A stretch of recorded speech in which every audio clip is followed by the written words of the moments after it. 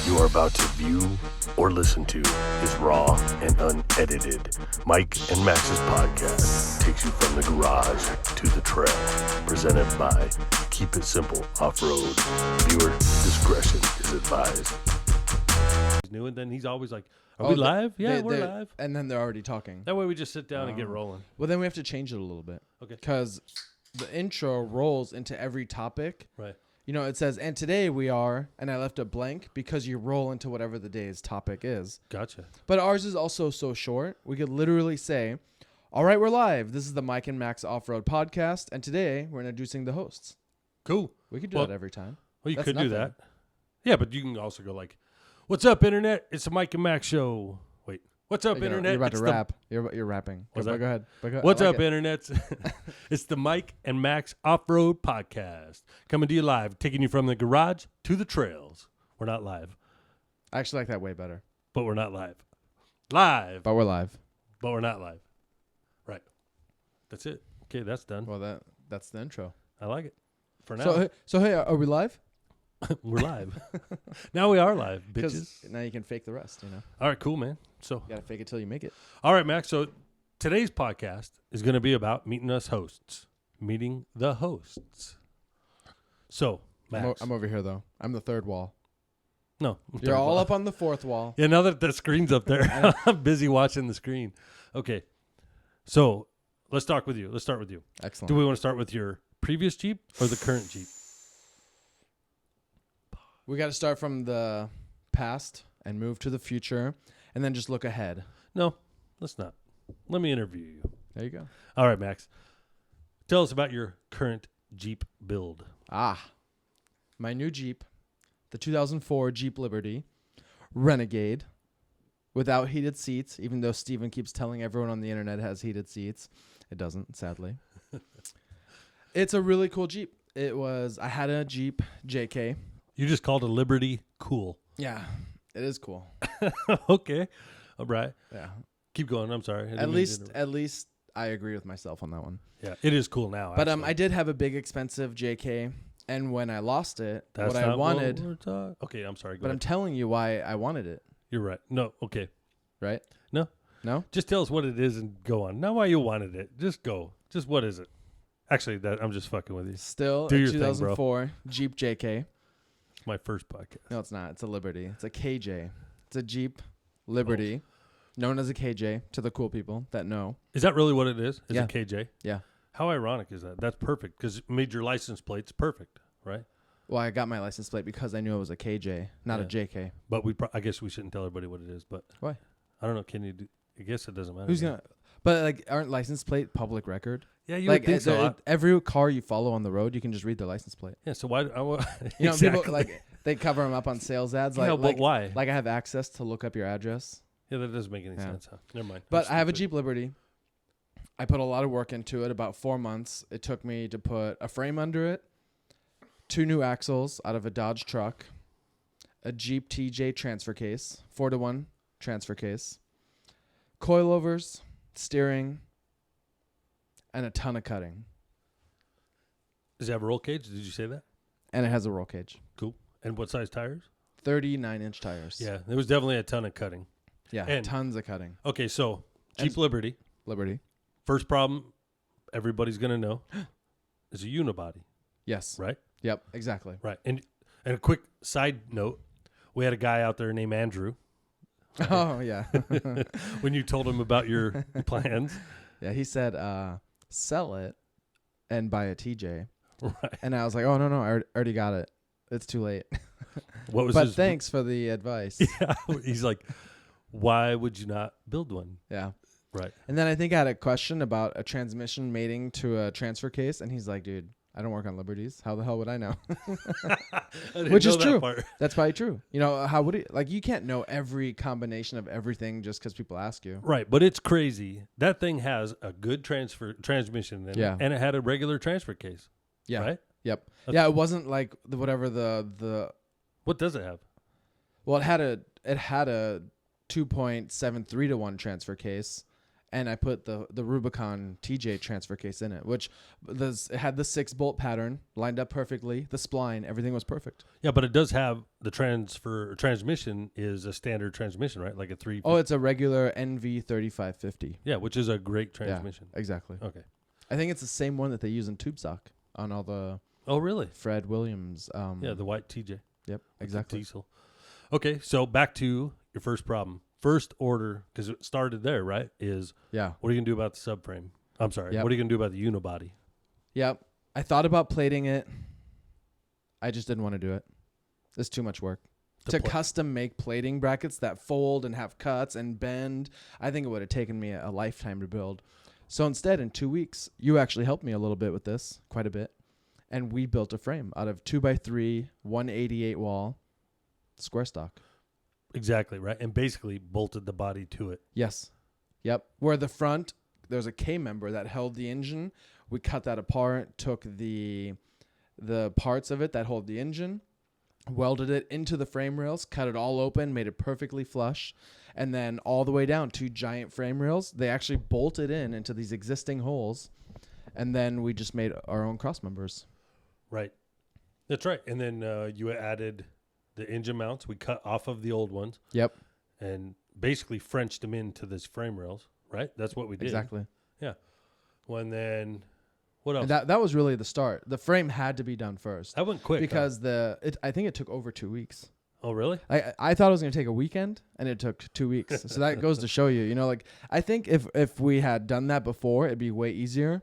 But having to figure it out and kind of deal with the old grease and the muck and the rack and pinion steering, there's a lot of stuff that you don't foresee. Yeah, that was the first time I ever took independent suspension off the front and just yank all that junk out. And you just keep unbolting and unbolting and bolting for days until it comes apart. For days. Yeah. And it's all old. Clean. In 2019. I mean, it was built in 2004. I'm sure a ton of that stuff was stock. Is that when we realized we should do a frame? Is once we realized how clean it was the entire way? Yeah. It was after we unbolted that, right? Yep. There's basically 3 perfectly flat sections. The belly's flat, the engine bay area is flat, and the trunk bay area is flat. And then you just have 2 connectors. Right. And I believe I was watching the Dirt every day with that Cumming or the Roadrunner that they had, and it also has a unibody, and they put a subframe under it, and I was like, dude, we should totally build a frame. I know the idea came from you. Yeah, that's where it came from. I was doing tons of research on plating it, and there's nightmare stories out there of plating, right. Welding, and you never get all the glue off, all the fumes. It's brutal. Plus, you're just welding different thickness of materials, which is a huge pain in the neck. You're welding paper to 1/4 inch. Right? Okay, so do you know how long it took you to build? Right around 4 months until it was drivable on the street. Pretty darn amazing. That's super fast. I remember when you were yanking off all those engine parts and just like, cut it out of there, cut it out. Gone. I was thinking, how in the hell this thing's never going to start again, man. But I wasn't about to try to like rain on your parade. You know what I mean? So, what engine parts? I don't remember. Dude, I don't know. You were like moving.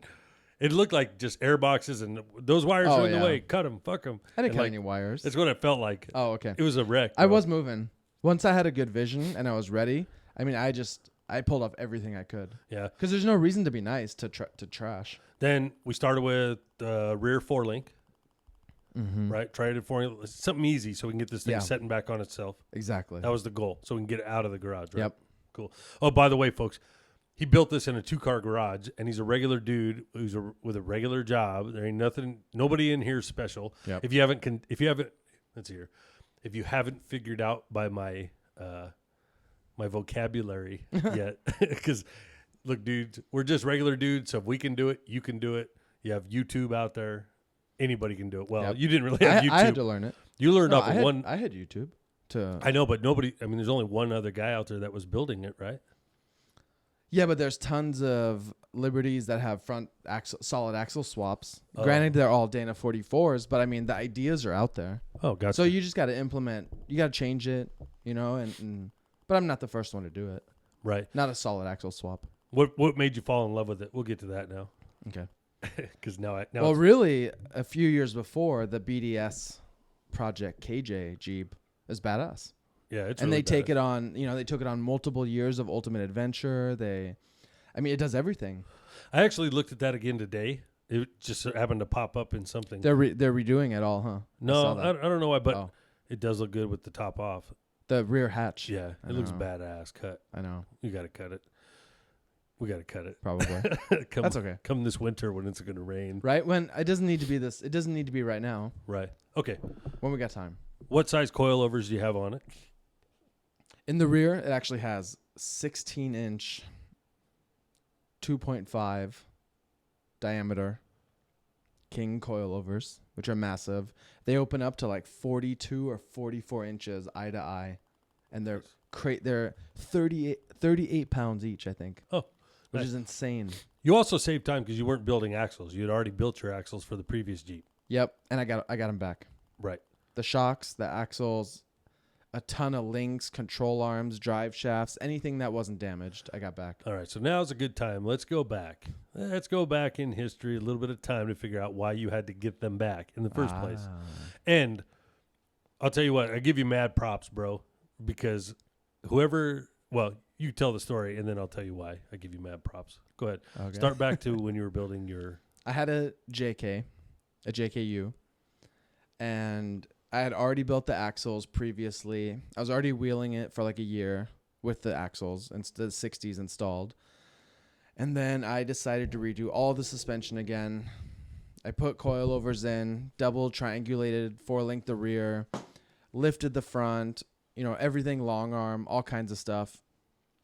And on my first trip out, the front drive shaft, double cardan, something failed. I don't know, the drive shaft, the cardan, something failed, and it basically ripped out the transfer case, splashed ATF4 oil everywhere, probably the second most flammable oil in that Jeep. Right. And when it hit the exhaust, I mean, it was already on fire. When I looked, so I was on the freeway going 70 miles an hour when the front drive shaft quit working. And when I pulled over as fast as I could, obviously, I mean, at 70 miles an hour, you're not just pulling over in 2 feet, like you have to slow down.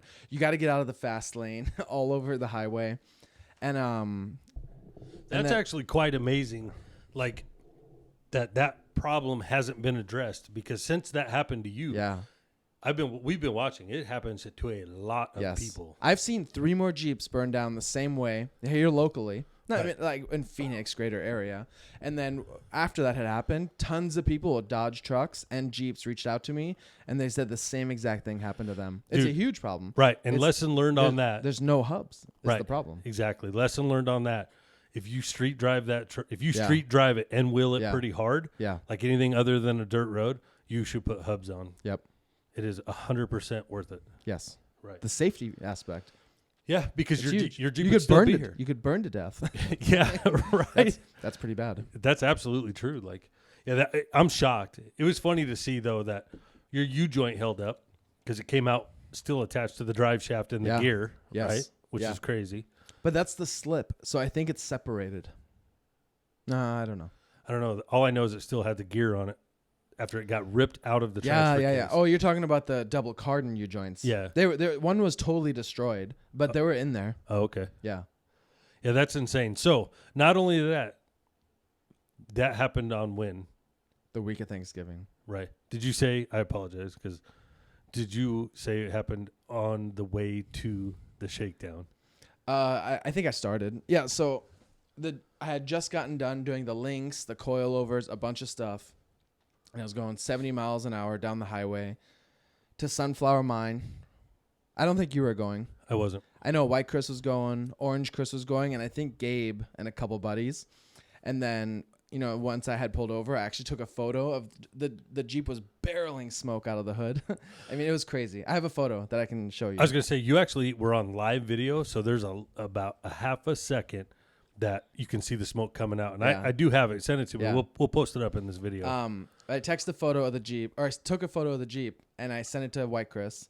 And I was like, hey, I don't think I'm going to make it. With the flames coming out, or the smoke. Yeah. And then I know I called you, and I was like, hey, I need a ride. The Jeep, something's wrong with the Jeep. I need a ride, And you're like, no problem, I'll be there. Cool. And there was a lot going on. Like, dude, by this time the cops were there, the fire department was there, and I know I think you said I was super short, but I think there was just so much going on that I was just calm, and I was like, hey, it's really bad. Or I don't know what I said. Yeah, you didn't know where to put all your gear that you yanked out. No, yeah, because the Jeep was about to completely burn down, which it didn't. Only the engine bay burnt down. And dude, people were helping me rip the tire out, tools, bags. You know, I had a lockbox underneath with like my passport and some things like that. Some things I just don't want to replace or lose. You know. Yeah, no shit. I ripped it all out mid-fire. Yeah, and you had that. What? It was a water window wiper truck pull over, or a carpet cleaner help you put it out? Yeah, some type of service van, and they basically had a big old barrel of water in the back and a jet nozzle and a little compressor that fired up, and he just pinned it between the hood and the fender. Nice. I mean, at this point, who cares, right? Yeah. And it kept the entire Jeep from burning down to the ground. I'll tell you what, though. And it contained it to an engine fire, which still totaled it, but it saved all the other parts. Yeah, because after the aftermath, looking at it was just horrendous. I bet you got pictures of that too. We'll have to throw in here. So those folks that don't know, we're putting all these on YouTube at Keep It Simple Off-Road. You can add this into the video. Yeah, we'll add that into the video so you can see some pictures of it. Because when we had it down at Andrews, we got good photos of it. You know. Yeah, the only photos I have right now are from when it was in the street. Okay. I think.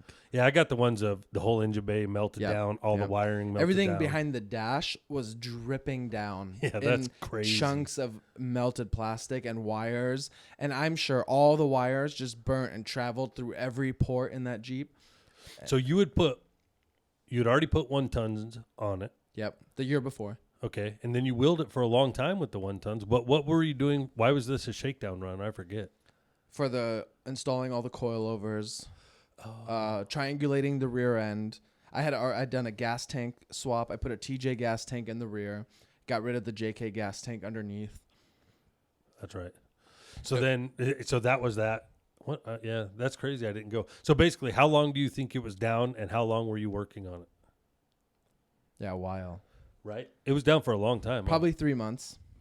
To go out the day to test it out, and it's gone. And burn it to the ground again. Yep. So now you got to start from bone ass scratch. Yep. So luckily, the insurance claim paid for it because it wasn't paid off. I got a little bit of money, which paid Andrew, and it bought me some metal and a couple parts. Right. And the new Jeep. So real quick, we'll tell Andrew, you had it towed to Andrew's shop. Yep. And he's a local guy here that has a really high dollar fabrication shop. Like, well, I don't know. It's high dollar. He does everything from little guys. He worked on my Jeep. I'd say it's high dollar. Yeah. Because but he can do anything and high dollar. Right. He'll build race buggies, whatever, but top of the line fabrication place.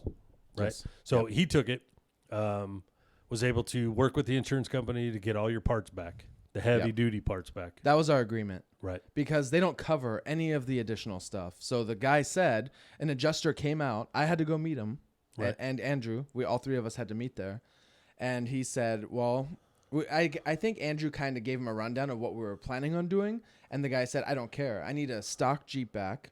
I don't care what it is as long as it rolls. Because it doesn't drive. It's fully totaled. So you paid Andrew basically to take all the takeoffs that he had that were bad or bent or whatever. And we shoved shoved everything back on there to make it stock. Yep.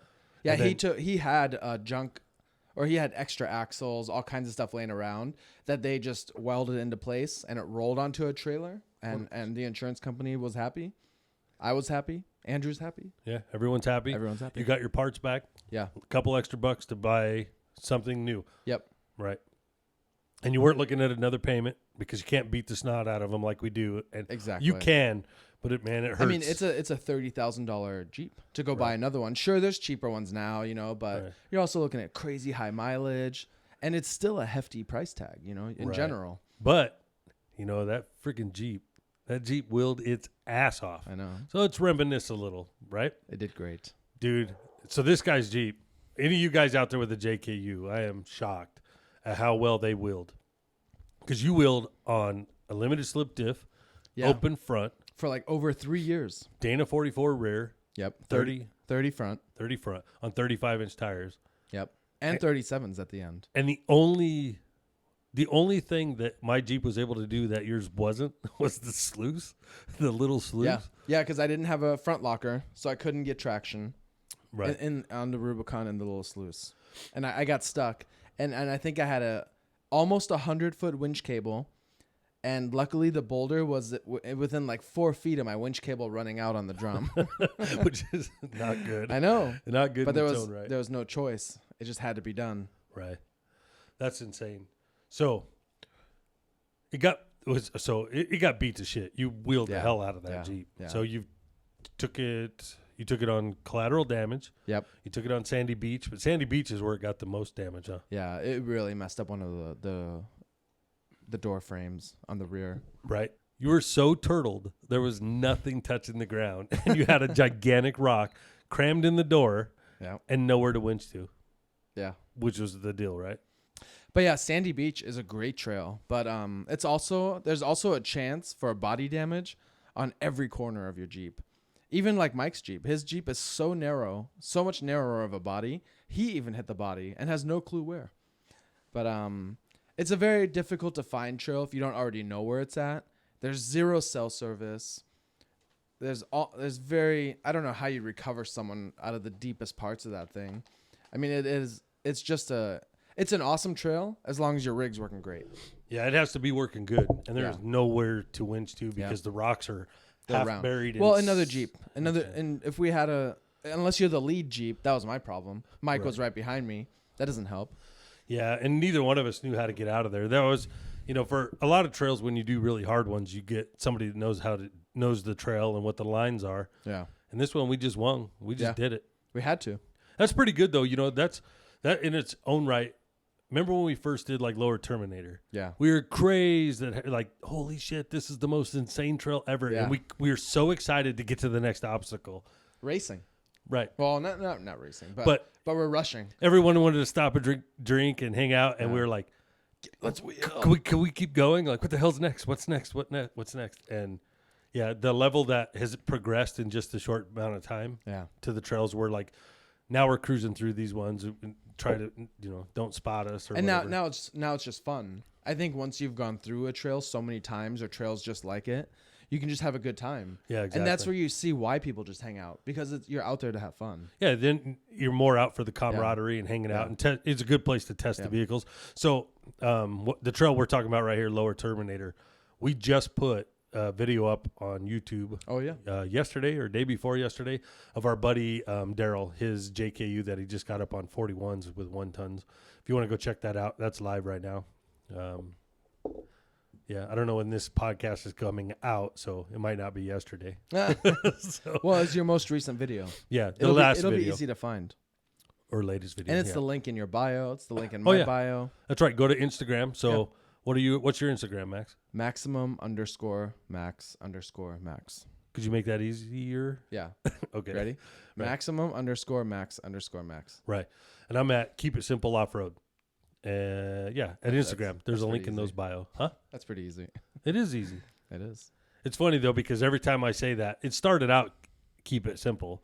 Yeah. And then everybody's like, oh, really? You got 4 links and some coilovers and 1 ton? Yeah. That's not simple. It all gets more complicated. It has to. You get to a level where... Even though it's pretty simple. 4 links is simpler than 4 links in a track bar. It's not simpler than leaf springs. Wow. Right. Which is where it started. Wow. Yeah. Right. But, hey, you know what? It is what it is. So the things work. They work. But it rides better. Yeah. You get where you just... you have to progress. You got to. Right? I like it. Okay, so that's the black JKU. Yes. Gone. Was fantastic. How long did you have that? Almost 5 years, I think. Yeah. Or maybe right around 5 years. I don't know exactly. We got a lot of good stories that'll come out with that thing. That thing was a beast, man. And I'm actually sad to see it gone. Do you miss it? Some days I do. Some days I don't. You got to miss that air condition and the heater and not the 2,000 well, I had degree AC. floor. I have a heater. The AC just quit working in the Liberty, but it's there. It could be it could just be charged, or maybe it has a leak, or who knows what I did to it while I was. Isn't it crazy hot? It is hot. Didn't you say it was hot inside? Hot and on the last trip, yeah, because the AC worked prior to that. Welcome to my world, bro. You know what? But your cab is open. I'm in like a sauna tunnel. Dude, I got home from our last trip, wherever we went. The ice cream. Oh, yeah, the ice cream parlor. That's a trip. We wheeled at the ice cream store. Yeah. It was a meet and greet. A meet and greet, yeah. So lots of meet and greets in Arizona. yeah, right. That's where all the people actually come out.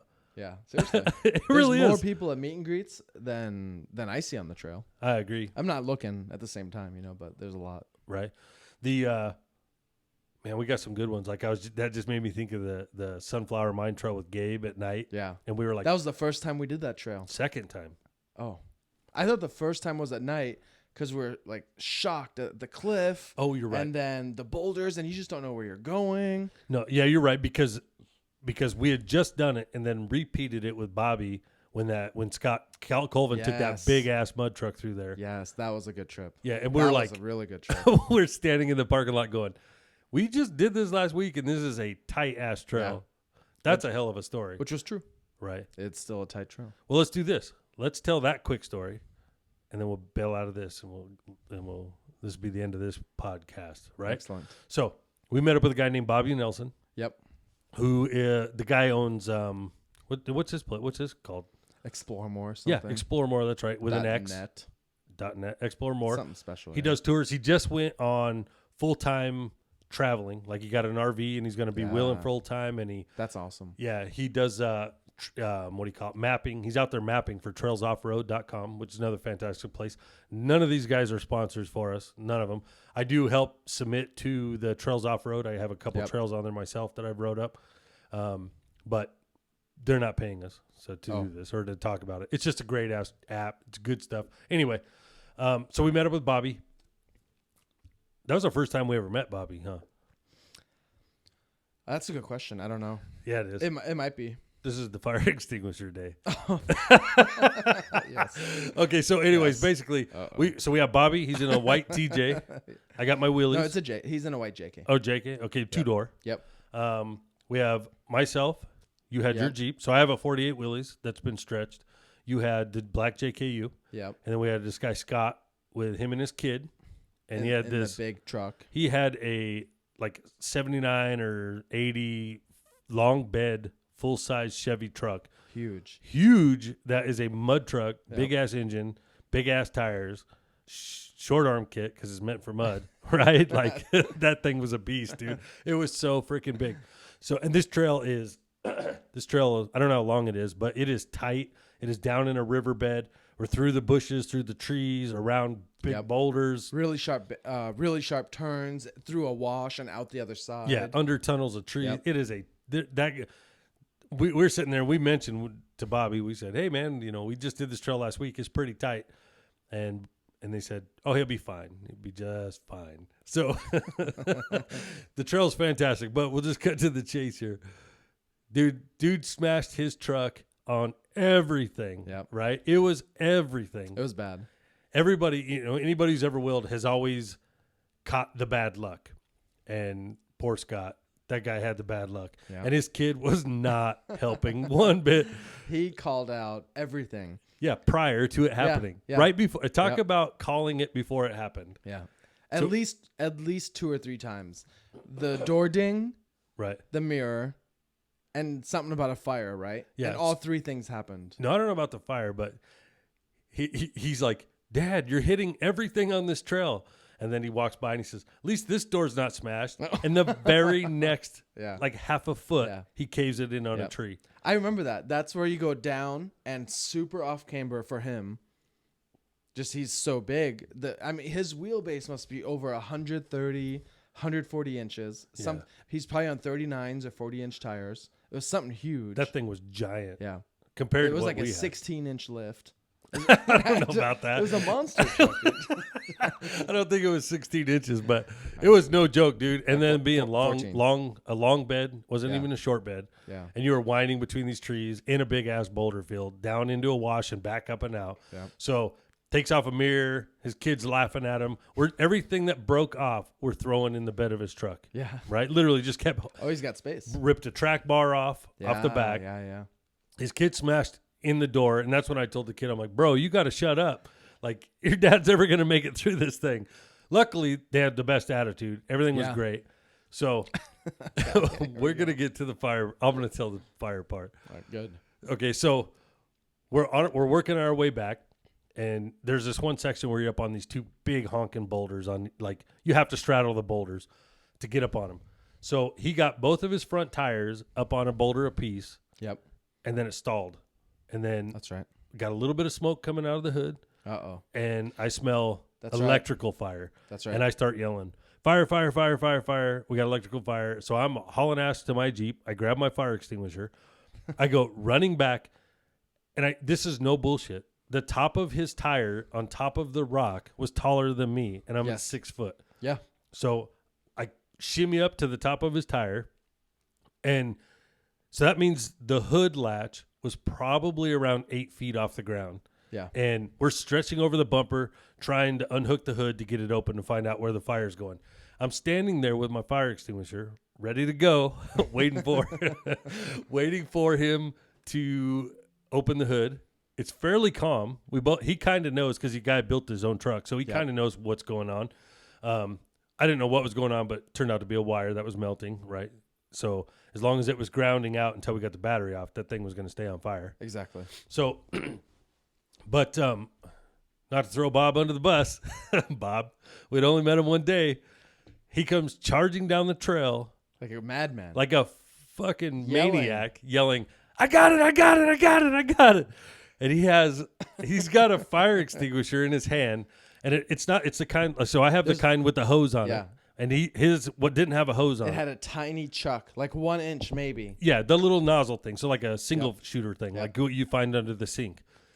He comes running down and he's got his hand wrapped around it and his thumb is in the trigger, right? So well, he's stressed. Or maybe he's panicking. I don't know what the hell is going on. He's in a hurry, for he sure. He was going to put this fire out is what was going to happen. Right now. And I'm already on the tire. He had to run down a 30-foot embankment full speed, I think.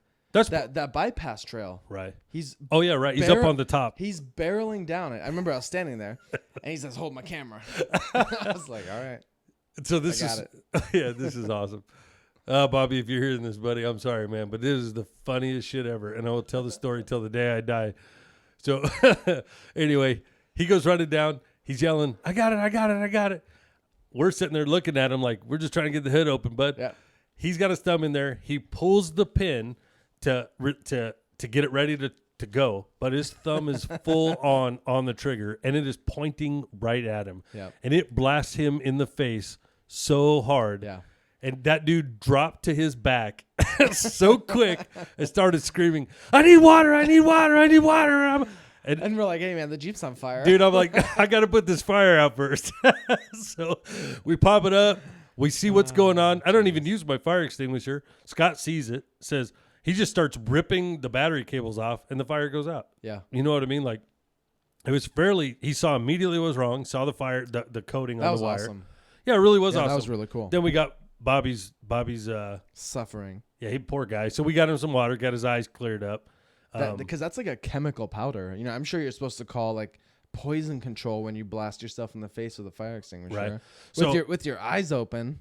So Bobby's like I am. He does a lot of videos. He's got Explore More on YouTube, I think, whatever. But he's a big time video guy. That guy does everything. Yep. He used to work for Trail, that guy knows everything, finds the coolest ass spots. But you were recording with his video camera the whole incident. And that video has never surfaced. Yep. So we need to have Bobby on here and have him show us that video. I bet you deleted it. He had to, right? And I think the situation from a bystander's perspective was probably fairly funny. So I think I was chuckling as I was holding his camera. Not only that, I don't even think he did a video for that trail. Oh. Well, he filmed it. Yeah, he did film it. I don't know. Bobby, I'm going to need you to release that video, buddy. Bring that video out. Just do it. Just do it. Just put music over it. No one has to hear me laugh. Right. You just cut that part out of it, dude. Oh, that was a good ass. That was a really good trip, though. Well, so Scott Colvin, he's building another truck, him and his kid. Mm-hmm. So one day we might have to get him out here too, but that's good. So we learned about your JK. Yep. Why it went up in smoke. We learned about the new KJ. That's the current build. Why it's so cool. That's right. Yeah, it's on 1 tons. Badass. Yep. Dodge axles. We never talked about the axles, but yeah, 1 ton Dodge truck axles. Yeah, fully built. Yukon air lockers, 35 spline chromoly shafts. Nice. Pretty much Yukon everything inside. Right. So they are 1999 Dodge Ram 2500 Dana 60 axles, front and rear. The rear pumpkin was actually amazing for the JK, or the whole rear axle and the rear pumpkin, because it's way more centered than the Ford axle. It never hit the gas tank. It never had any clearance issues. It just worked really good. Now, the front axle is not super perfect, and it needed the axle shafts replaced because it has that CAD unit, that central axle disconnect. I always wonder what the CAD stood for. Yep. I didn't know that's what that Yeah, was. central axle disconnect. I'm really sure on that. But all that got pulled out. It's basically just a wide open hole now, and there's a solid 35 spline axle shaft that goes all the way from the C down into the carrier. Nice. It does still have the it doesn't have hubs. It still has the unit bearings. I just haven't decided what kit to buy.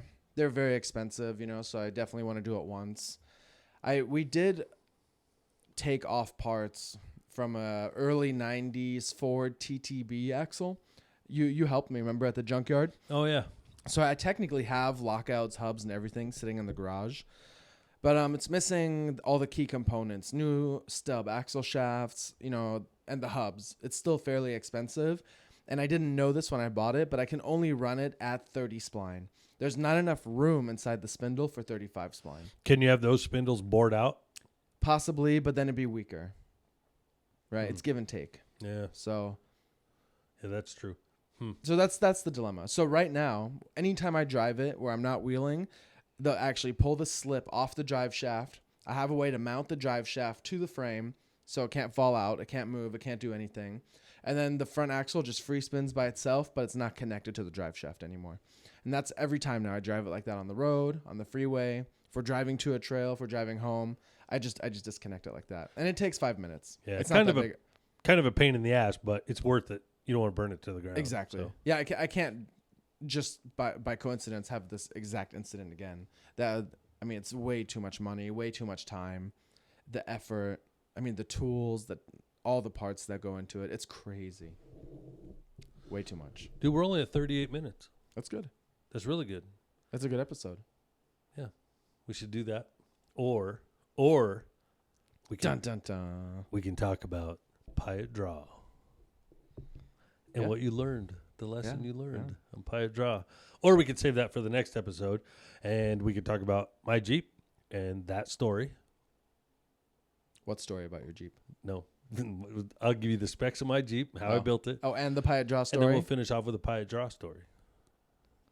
That's fine. Yeah, you want to do that? All right, folks. Thanks for watching or listening. This is the Mike and Max show. We're working on this. This is the Mike and Max Off-Road Podcast. Coming to you from the garage to the trails, and we are out of here. I like it. Deuces.